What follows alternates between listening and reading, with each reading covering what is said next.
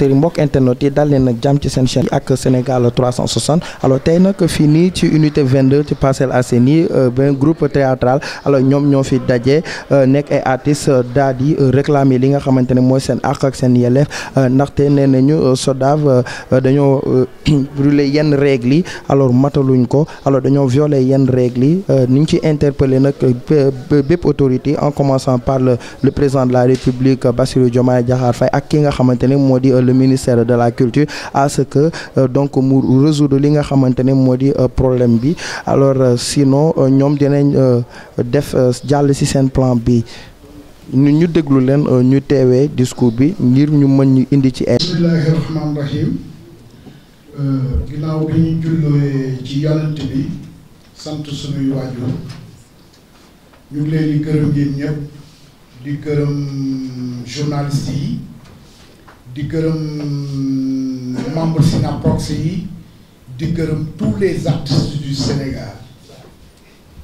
di leen wax ne li ñuy naan xëcc bu daggul dikk loolu dëgg la ndax SYNAPROX dafa jóg leeral c'est-à-dire gindi artistes yi nga xam ne dañu nekk ci Sénégal di dundin bu metti depuis des années métti boobu ñuy dund teguñu ko seen bopp dañ leen ko teg ndax je pense que dans un pays normal war na mën a am benn organisation boo xam ne dañuy organiser artistes yi ba ñu war cee mën gis seen bopp ndax yàlla def na ñu am suñu statut ñu di ay liggéeykat donc su fekkee dafa am benn poignée de personnes boo xam ne matuñu sax juróom benn bëgg ñu takk buumu njaameel ba pare wëlbatiku di ñu noot ci ay texte maanaam defar sa texte ba mu rafet daal di ci def say virgule daal di ciy def loo xam ne li ñuy naan yoon yëpp nga jëm Màkka noonu lañ ko tëggee ci leeral pour nit ñi mën a xam li tax SYNAPROX si jóg di xeex ngir àq ak yelleefu artistes yi mooy SODAV dafa teguwul ci dëgg ndax dans un pays normal comme ni ma ko waxee nit ñi xel rek war na la mën a may ne nit ki war na mën a àq ak yelleef war nga ko mën a sàmm ba doo ko nax parce que ci ay texte lañ ñu nax ñu ci ay texte organiser ay assemblée générale yoo xam ne masul sax 30 minutes pour fal benn PCA te PCA bi ngay fal nee na la man may naa la lépp la nga xam ni danga ma koy fay delloo naa leen ko yéen artistes yi may naa leen ko léegi damay jël lu ñuy naan essence ba moom laay jël ak fu ma dëkk je pense bien mais est-ce que nit ku normal dina liggéey ci bénévolat nit ku normal ka nga xam ni dangaa juddu dem école ñu jàngal la say waajur fay nga dem ba nekk quelqu'un ñu jox la benn poste de responsabilité fii ci biir Sénégal nga xam ne on est 17 millions d'habitants nga ne kat damay liggéey ba dee may naa leen ko bu leen ma fay looy fayale say doom jàng donc am na lu ciy ñuul amul fenn artistes Sénégal yi mais ñu goree ngo depuis des années plus de 20 ans ñuy muñ boo demee SODAV ñu ne ñoom ñooy porter garant pour dem ci télévision yi ñu leen di fay ñoom képp boîte de nuit dañoo war a fay restaurant dafa war a fay yeneen ak yeneen yu war a fay nga ne man kat ñooñu nanguwuñu fay yow luñ lay déggee suñu société lan lañ lay déggee suñu société c'est parce que yow matewoo liñ la dénk àdduna day dox xale yee ngi màgg artistes yi sonn ñii di feebar di dee da ngay toog nit woola ne la boo ma dimbaliwul du ma ngénte tey boo ma dimbaliwul tey sama jabar dafa feebar boo ma dimbaliwul ordonnance bi du ma ko am mais lan mooy problème bi mooy ñii nga xam ne ñoo ŋànk gestion collective yi fii ci biir Sénégal di ay société ñu dénk leen pour ñoom ñu protéger ñu ñoom ñooy fo dañuy fo matadiwuñ lañ leen daan doyee ñu wëlbatiku di organiser ay séminaires un peu partout dans le Sénégal di dem vacances loolu vacances laa ko tuddee jël koom-koomu waa SODAV li nga xam ne war nañ ko mën a yëkkati jox ko artistes yi demee ko ay vacances région bu ne ñu ne dañ fay organiser ay séminaires dañoo war a def ay formation pour les artistes ñu fay leen ay per diem yu dëgër ñu dugal seen poos dem noppal seen yax loolu lañ fi nekkee donc bés dafa jot te bés du ñàkk te démb moo waral tey nag xaritu artistes yi rakku artistes yi magu artistes yi baayu artistes yi ndijaayu artistes yi ñoo jóg tey pour xeexal artistes yi wax ne lii nga xam ni mu ngi ci biir Sénégal di fi dox depuis des années muy benn lobby bu ñu créé di coxamee suñu alal duñ ko nangu li ñu bëgg mooy révision des textes de la SODAV niñ ko tëggee juróom benn ya toogoon tëgg ko pour seen propre intérêt ñu tojaat ko noonu artistes yëpp yi nekk ci biir Sénégal booloo daal di toog ñu saytu texte yi daal di def une assemblée générale extraordinaire ñu liggéeyaat ko artistes yi gis seen bopp ci Sénégal bi ci des mooy ku seetlu ku am seetlu dëgg te doon doomu réew mi xam nga ni musique bi dafa dellu ginnaaw à 100% art bi dafa dellu ginnaaw à 100%. Nos artistes n'ont pas de valeur. Les artistes sénégalais amatuñu valeur li ko indi moom mooy benn poigne nit ñu nekk ci kaw coll ba toog di bummi di jël sunu alal di ko utiliser di def ay standing ovation di dund bu neex ñun suñuy njaboot ñu ne fi di torox amuñu lenn lu dul aar duñ ko nangu ñoo bañ léegi nag damay interpeller gouvernement Sénégal di rafetlu li nga xam ni mooy copie privée bi président signé muy Bassirou Diomaye Diakhar Faye dama bëgg il faut ngeen tàcc ko ndax lu ñu xeex ay at la mënuñu ko am Macky Sall jaar na fi signé wu ko Ablaye Wade jaar na fi signé wu ko moom mu ñëw doon xale comprendre lan mooy art ak artistes yi ni ñuy souffrir mu ne man kat artistes yi dinaa jóg dimbali leen ku mu neex ne politique la maa tey liggéey signé copie privée bi ba ñu gisee ministre ba toog le lendemain la ñu signé copie privée bi te ñoom xeex nañ ko ay 12 ans ñaata 12 ans 12 ans lañ ko xeex wona la bu ma jooyloo yërmande wona la Diomaye wona la bu ñu jooyloo yërmande wona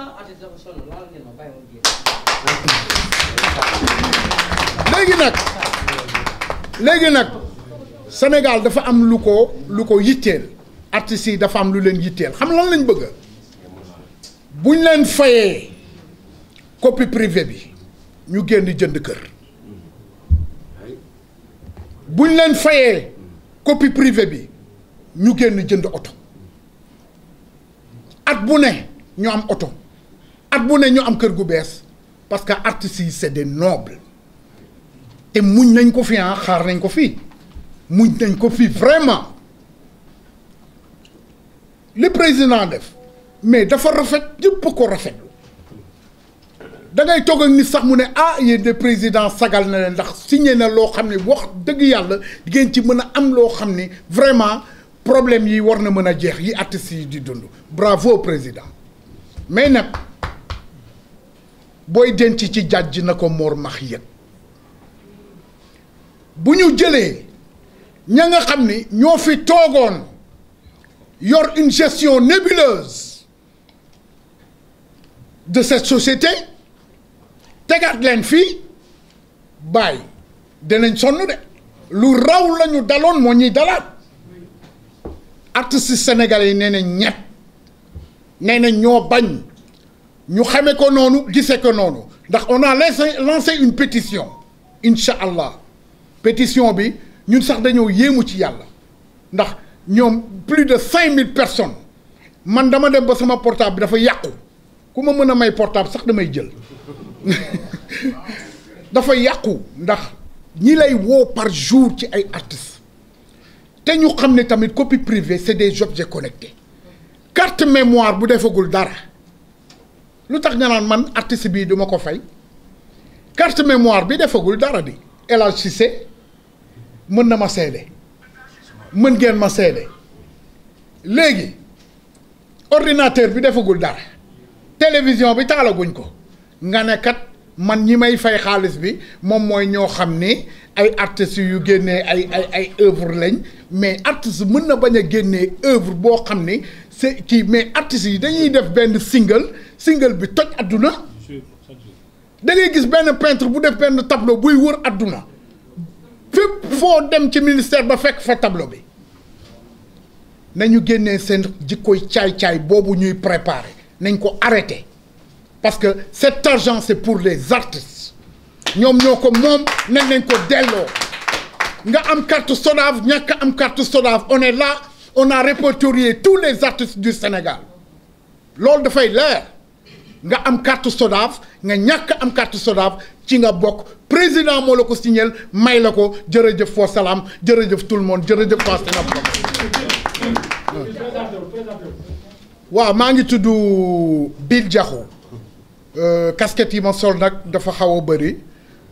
di ambassadeur de l'agriculture di porte-parole waa Sinaprox jërëjëf à tous les journalistes. Allô? Yeah, je me présente, Djibi Guissé, artiste musicien, auteur-compositeur et aussi depuis quelques mois, fin juin, donc je suis aussi à la SODAV, c'est-à-dire que dans le conseil d'administration. Ok, man li ma bëgg expliquer à entendre nit ñi ni ñuy waxee il faut liñ ci mën a déduire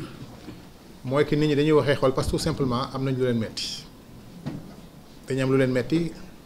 parce que tout simplement ñu ngi gis ni ci seen liggéey liñ ci war a jot nañu ci seen société ni mu war a doxeewu ko ci seen gis-gis doxewu ko nu mu leen neexee ba tax am na loo xam ne nit ñi dañ ko mënatul supporter au niveau de Sinaprox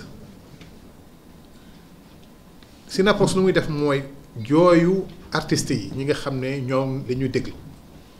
ñoom la ñuy waxtal ñoom la ñuy représenté seeni jooy la ñuy jël di ko refléter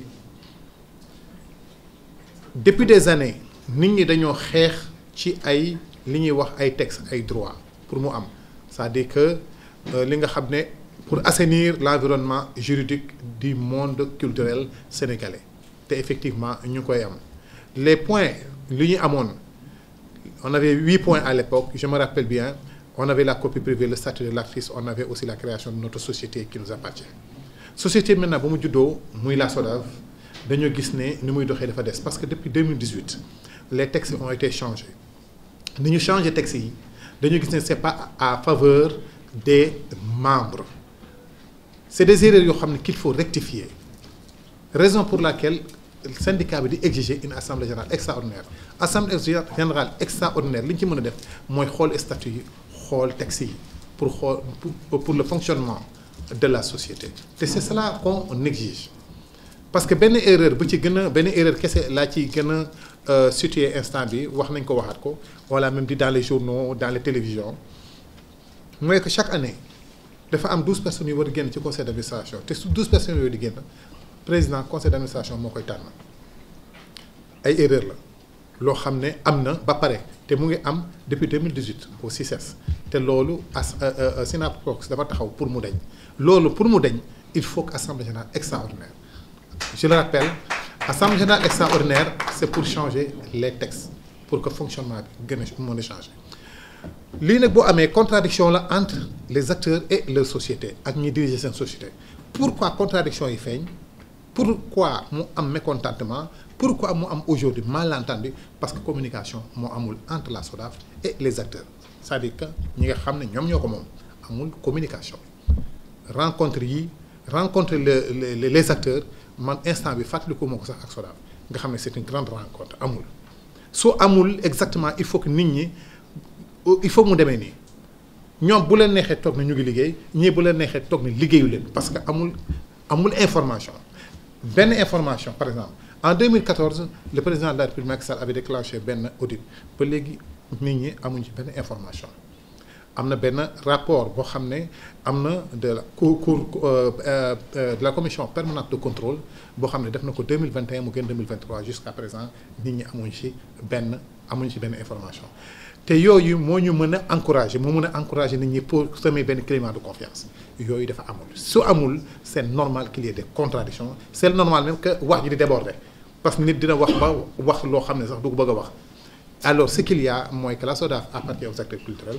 les acteurs culturels réclament que la SODAV toog di leen rendre compte boobu mu bañ a nekk seulement ñu toog assemblée générale ba assemblée générale nga xam ne chaque 3 ans la nit ñi toog ñu ne leen bilan financier lañ leen defal après jeex na nañu fal ay nit loolu mooy rencontre bi SODAV di am ak récolter ay membres ça c'est pas de rencontre il faut que ñoom ñuy rendre compte à ce que nga xam ne ñoom moom kii bi maintenant pour rappeler une chose importante mooy que le conseil d'administration moom dañ ko fal pour mu superviser moom dafay superviser ñi nga xam ne ñooy agents yi conseil d'administration mooy joxe directive yoo xam ne agent yi direction bi moo ko war a appliquer conseil d'administration moo war a contrôler loolu est-ce que am na alors cette lenteur la ñu mënul comprendre c'est quoi parce que aujourd'hui en 2016 on a eu le décret d'application ñu ne droit d'auteur et droit voisin les voisins ba léegi fayekuñu moo tax nit ñi di yuuxu moo tax mu metti alors il y a à faire il y a un travail à faire il y a des rencontres à faire il y a un travail de proximité à faire de la part de la SODAV pour régler cette contradiction je vous remercie merci beaucoup voilà. Mesdames, Mesdemoiselles, Messieurs, c'est un plaisir d'avoir toute cette masse de journalistes, je dirais culturels, peut-être. Allô? Ça vient? Je ne saurais m'appesantir. Peut-être aujourd'hui, nous vous avons invité pour une séance de prise de contact pour vous faire connaître la naissance de notre syndicat, qui est un syndicat national des artistes et professionnels de la culture du Sénégal. N'est-ce pas? S'il vous plaît. Donc, je vais juste me limiter à vous faire comprendre la mission.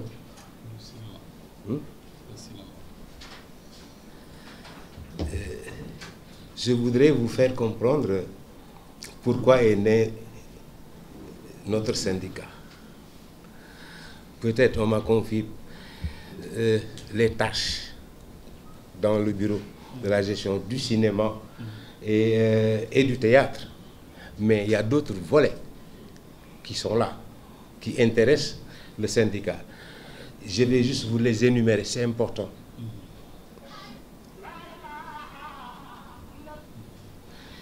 Depuis la naissance de notre syndicat, nous nous sommes investis, chacun avec la mission qui lui est affectée, de s'occuper de ces aspects. C'est pourquoi je m'occupe de cinéma et de théâtre en tant qu'acteur de cinéma et de séries télévisées. Mais il y a une gestion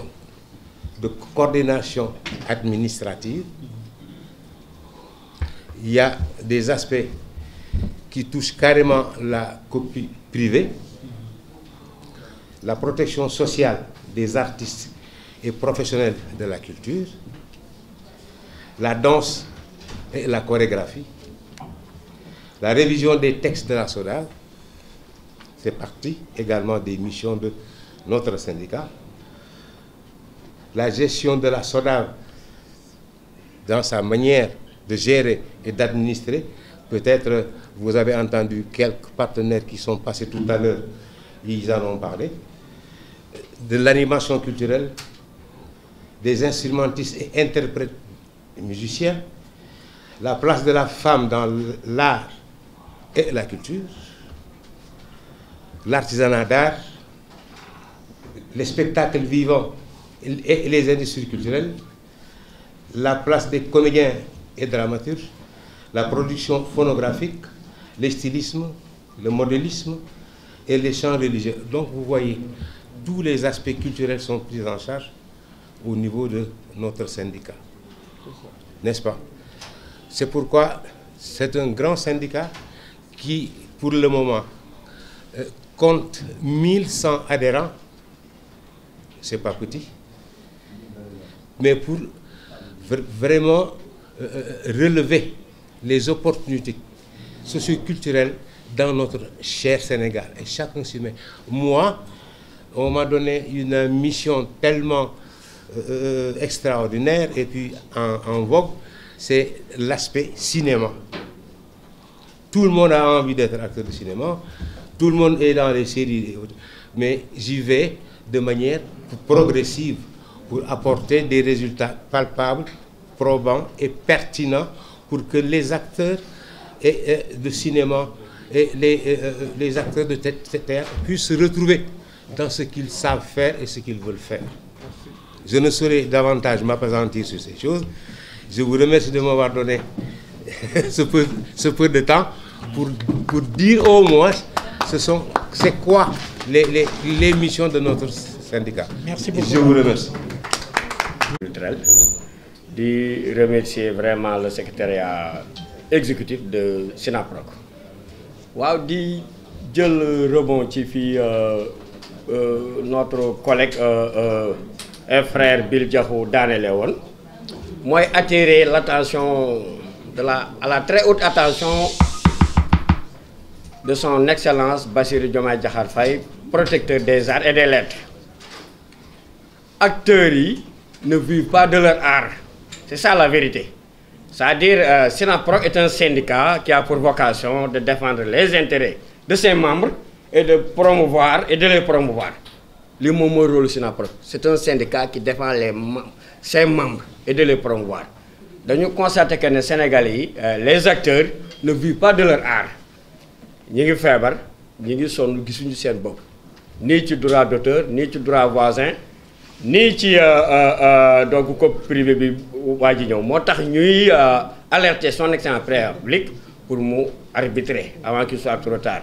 Depuis 2021 li fi jaar bari na gars yi gisuñu seen bopp acteurs yi sonn nañ gisuñu seen bopp ci li fi nekk parce que en vérité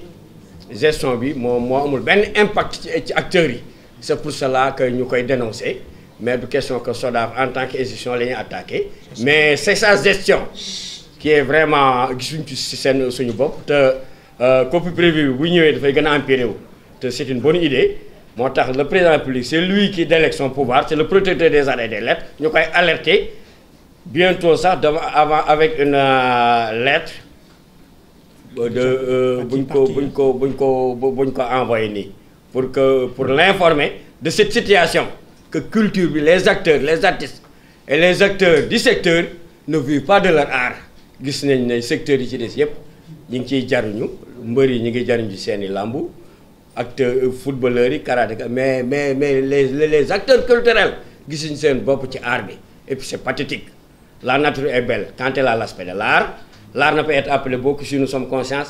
que c'est de l'art. Par conséquent, SODAV, effectivement, il y a une pétition pour exiger vraiment la convocation de l'Assemblée générale extraordinaire pour nous voir les textes et règlements. Parce que nous sommes impactés dans le discours. C'est ça la vérité. Moi, je suis pour taxaw syndicat la boo xam ne nii vocation moom mooy vraiment promouvoir les acteurs du secteur. Par conséquent, les plus hautes autorités du pays war nañu dégg wax ji pour mën ko arbitrer avant qu'il soit trop tard. Sinon comme privé bi bu ñëwee donc benn impact ci état central rek lay daliwaat. Allahumma salli ala sayyidina. ñi fi toog ñëpp macha allah di leen sant di leen gërëm seen teewaay di wax ni rek coono artistes yi en général picc yi sax moom la ñuy sabee donc tout le monde ñëpp xam nañ seen coono te syndicat bi li ñu fi dajale du leen lu dul défendre intérêt des artistes en général. parce que nekk xam ne Sénégal gii artistes yi dañoo sonn artiste boo ci gis dafa mujj jël beneen xarmat di ko def uniquement pour mën a satisfaire ay besoins am te bu sañoon aar kese lay def. kon ñuy ñaan yàlla président na gën a taxaw ministère de la culture nañ gën a taxaw SODAV nañ gën a taxaw pour jàppale ñu parce que ñun aar la ñu bëgg aar la ñu gëm te ci la ñuy dee ndax dafa nekk suñu deret mënuñu ko bàyyi ak lu ñu mën a xarmat ñii ñu ngi ci santé ñii ñu ngi ci commerce ñii ñu ngi si leen ak leen uniquement parce que mënuñu vivre suñu aar et c'est difficile métti na dañu bëgg am kër dañu bëgg am oto dañu bëgg faj ñuy soxla dañu bëgg sañse ru rafet ñu xam ne ñii ay artistes la te on est digne ñàkkuñu fayda am nañ fulla am nañ fayda nañu jàppale nit ñi suñu xaalis dañ ñu ko jox ak fu mu mën a nekk bu dee SODAV dañ ñu ko jox bu dee ministère de la culture dañ ñu ko jox bu dee centre culturel dañ ñu ko jox et puis ñu utal nit ñi ay emploi da nga fay gis ay professionnels yoo xam ne nii mënuñu am salaire c'est pas normal alors que dañu def seen ay formation muy ci musique muy ci danse muy ci théâtre muy ci feneen ak feneen nañ ñu jàppale ñun ñaanuñu leen saraxuleen suñu àq la ñuy laaj ak suñu yelleef nañ ñu ko jox on en a besoin merci beaucoup. jërëjëf Aïcha jërëjëf encore une intervention. Élargissement liste la attendez.